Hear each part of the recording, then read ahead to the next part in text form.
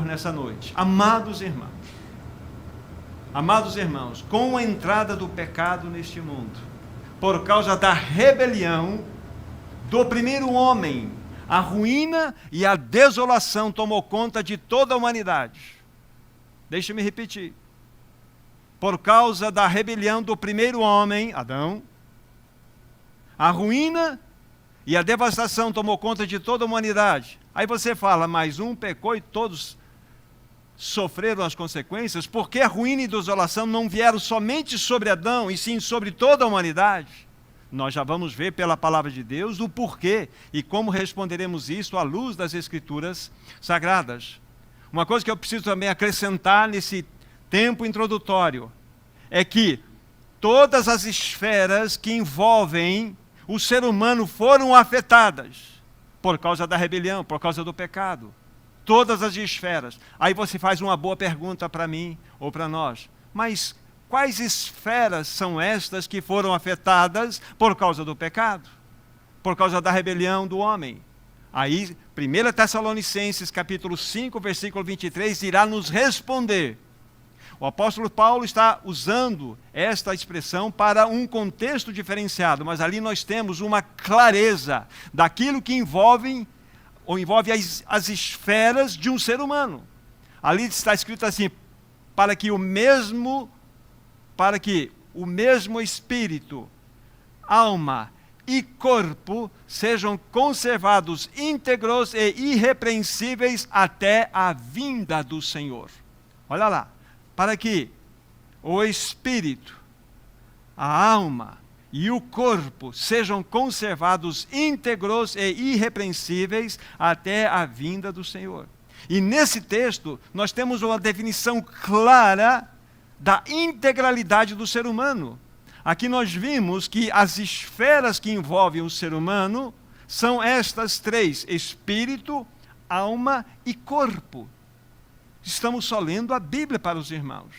Então, quando nós, há pouco, dissemos que quando o pecado entrou nessa humanidade por causa da rebelião do primeiro homem e afetou toda ela, afetou o homem dentro destas esferas também, espírito, alma e corpo, que é exatamente assim que nós conhecemos a integralidade do ser humano.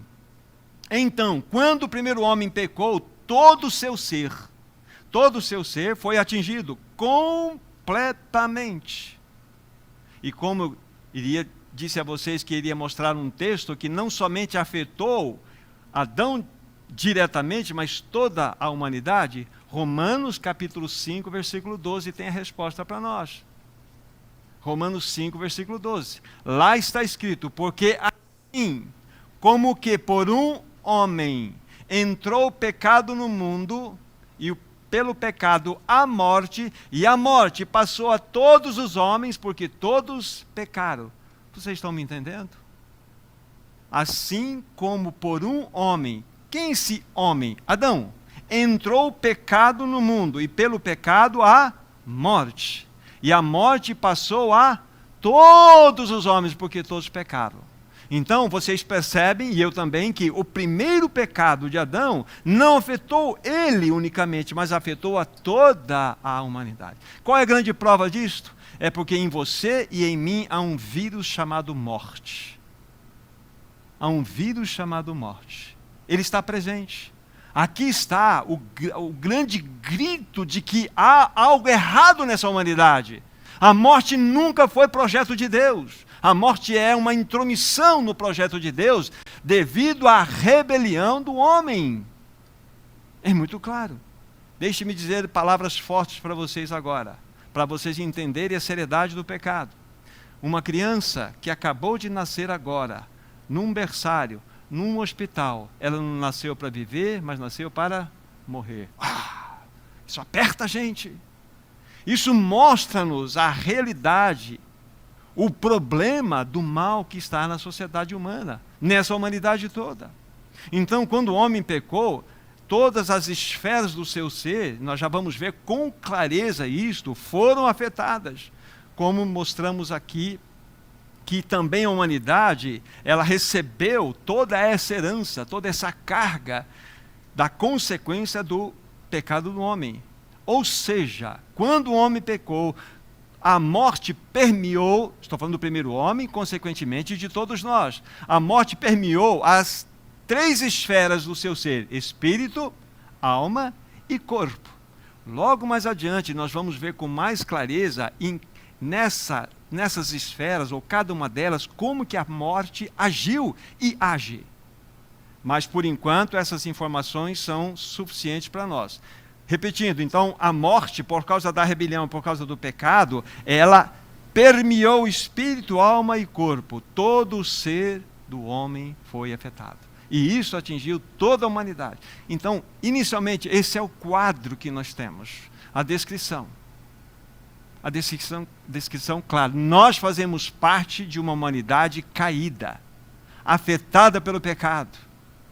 E, dentro do quadro que estamos mostrando, então, sobre mim, sobre meu espírito, alma e corpo, houve esse peso de consequência do pecado. A morte permeou em todo o meu ser. Já vamos ver com clareza, logo mais, as ações da morte em cada uma dessas esferas. Por aqui está bem a situação. Agora, algo muito importante para darmos um passo além dessa situação. Vimos que o quadro é um quadro catastrófico, é um quadro terrível. Então, como nós podemos encontrar um caminho na palavra de Deus para que possamos desfrutar da tão grande salvação, da qual nós nos referimos ali pela fala do escritor do livro de Hebreus? Como podemos ser salvos? Aí que nós precisamos verificar o que a palavra de Deus irá nos mostrar. Algo importante para o seu e para o meu coração nesse momento. O caminho da salvação nunca será pelo caminho da reforma do homem. O caminho da salvação não pode trilhar por essa pista, porque a salvação não é pela reformação do homem. Por quê? Vocês viram e nós lemos que a morte está permeada em toda a humanidade. Ela está em mim, está em você. E, com isso, eu quero dizer que nenhum tipo de comportamento, nenhum tipo de ação minha pode, por mais louvável que seja, pode gerar vida em mim. Não pode. A reforma humana, ela não pode extirpar a morte de nós. Não pode, porque a morte é algo irreparável. Agora aguardem isso que eu vou dizer, que vai acrescentar ao pensamento que eu estou insistindo com os meus irmãos. Irmãos, não foi uma queda comportamental que aconteceu no Jardim do Éden. Não foi. Foi uma queda espiritual. Entendem? Não foi uma queda comportamental, foi espiritual. E ela atingiu, como estou falando, a totalidade do ser humano. Espírito, alma e corpo. Todas as esferas foram afetadas por causa do pecado. E diante do exposto, diante de tudo que nós estamos colocando aqui, do qual nós fazemos parte, para que o homem possa experimentar essa tão grande salvação, ele precisa passar, aí entra o título da nossa mensagem, por 3 crises necessárias. 3 crises necessárias. Para que você desfrute da tão grande salvação, é necessário que essas 3 crises sejam uma realidade na sua vida e na minha também. Ou seja, essas crises precisam afetar o meu espírito, a minha alma e o meu corpo, conforme nós vimos em 1 Tessalonicenses 5, verso 23. Agora o que nós vamos fazer? Vamos ler 3 porções das Escrituras, e nessas 3 porções das Escrituras nós vamos encontrar exatamente estas realidades, com clareza, a descrição dessas crises necessárias que precisamos experimentar, para que nós possamos desfrutar da tão grande salvação. Então são, por enquanto, 3 textos, e neles nós vamos enxergar com clareza, de fato, a expressão máxima dessas 3 crises que são necessárias para cada um de nós. Primeiro texto, Tiago capítulo 1. Tiago capítulo 1. do versículo 18 a 21. Aqui nós já teremos a descrição de duas crises juntas. Vou ler, depois mais adiante